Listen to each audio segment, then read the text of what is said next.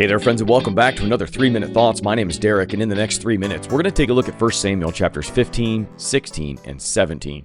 This is going to be the final straw for Saul and the rise of David.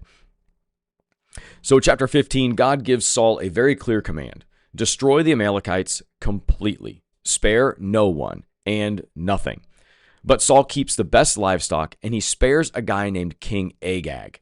Now, King Agag may not seem like anything right now, but if you read the story of Esther, which we'll get to eventually, the story of Esther has a character in it who was an Agagite, which would be built out of King Agag. So had Saul followed the rules and gotten rid of everybody like he was supposed to here, Esther wouldn't have been in the trouble she was in. All right, that's enough for the little side story. Let's jump back into 1 Samuel 15. When confronted by Samuel, Saul is going to try to justify his actions of sparing King Agag and a lot of this other livestock and stuff. He's claiming that he had to save the animals in order to sacrifice to God, but Samuel calls him out and says to obey God is better than sacrifice.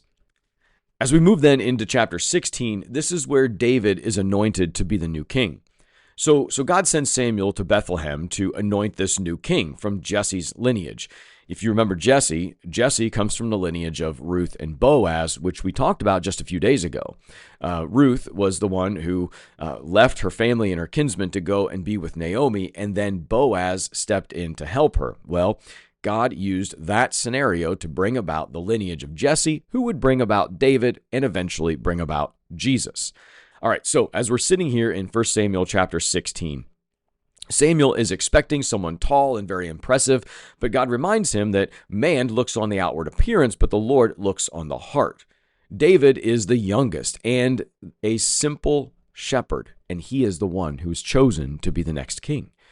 Now, in the middle of all this, Saul is being tormented by an evil spirit. His servants suggest finding a musician to help soothe him, and guess who's called in? David. Yeah.